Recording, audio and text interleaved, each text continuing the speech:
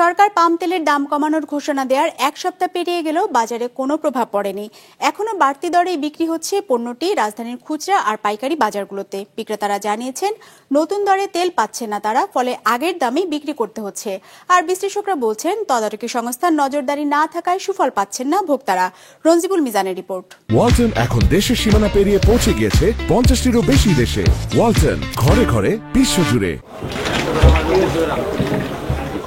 পাম তেল, যার ক্রেতা মূলত নিম্ন আয়ের মানুষ আর হোটেল রেস্তোরাঁর মালিকরা। দেশের বাজারে এই তেল বিক্রি হয় আন্তর্জাতিক বাজারের সাথে সমন্বয় করে। বিশ্ববাজারে দাম কমায় 12 আগস্ট পাম তেলের লিটার প্রতি 19 টাকা কমিয়ে বিক্রির ঘোষণা দেয় বাণিজ্য মন্ত্রণালয়।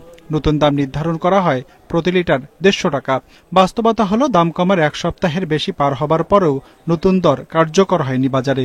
সরকার তো একটা দর নির্ধারণ করে 150 টাকা, হ্যাঁ, কিন্তু সেটার কোনো ইম্প্যাক্ট বাজারে নেই, কোনো ইম্প্যাক্ট বাজারে আমরা কিনতে পারতেছি না। গোড়াতে কমাইতে হবে, যদি আমরা এত কম পাই অটোমেটিক আমরা লগে লগে কমাই নেব। তথ্য বলছে বর্তমানে 5 থেকে 6টি প্রতিষ্ঠান বিশ্ববাজার থেকে অপরিশোধিত ভোজ্য তেল আমদানি করে, তা দেশে শোধন করে এবং সরবরাহ করে। তাদের কাছ থেকে যা সংগ্রহ করে পাইকারি ব্যবসায়ীরা। তাদের দাবি, সরকারি ঘোষণার বিষয়ে জানলেও কম দামে তেল কিনতে পাচ্ছেন না তারা, ফলে আগের দামেই বিক্রি করতে হচ্ছে তাদের। এটা হলো প্রতিযোগিতা মার্কেট, কম্পিটিশন মার্কেট। তার থেকে কম বেশ বসে অনুযায়ী থাকে। মিল তো আর একজনের হাতে না, কয়েকজনের ইম্পোর্টার, সে অনুযায়ী একজনের হাতে থাকলে না একজন ইচ্ছা করলে যা মন চায় তা হইতো।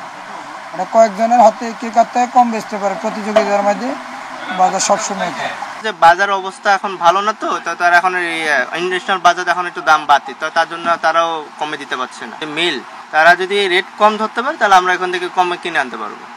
দাম কমার ঘোষণার পরও বাস্তবায়ন না হওয়ায় সরকারি সংস্থার নজরদারি দুর্বলতাকে দায়ী করছেন বিশ্লেষকরা।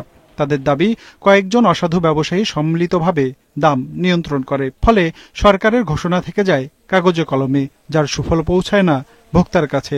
এজন্য তদারকি সংস্থার নজরদারি বাড়ানোর তাগিদ দিয়েছেন তারা। তাদের কাছে কিন্তু শত শত ড্রাম এই সয়াবিন তেলের কথাই বলেন আর পাম অয়েলের কথাই বলে আছে, কিন্তু তারা বাজারে এই মালটা ছাড়তেছে না। এর জন্য সরকারকে শক্ত হওয়ার দরকার ছিল। ইমপ্লিমেন্টেশন করার জন্য যে অ্যাকশন দরকার, সেই অ্যাকশনটা এই সরকার নিচ্ছে না। আগের পতিত সরকার যে অবস্থা ছিল, এখন সেই একই অবস্থা হচ্ছে। বাজারে ভোক্তাদের কোনো শান্তি নেই, ভোক্তারা এতে সাফার করতেছে। হিসাব বলছে দেশে প্রতি বছর প্রায় 20 লাখ টনের মতো ভোজ্য তেল বিক্রি হয়, যার প্রায় 90 ভাগেই আমদানি করতে হয়। রঞ্জিবুল মিজান, বিজনেস রিপোর্ট, মাছরাঙা টেলিভিশন।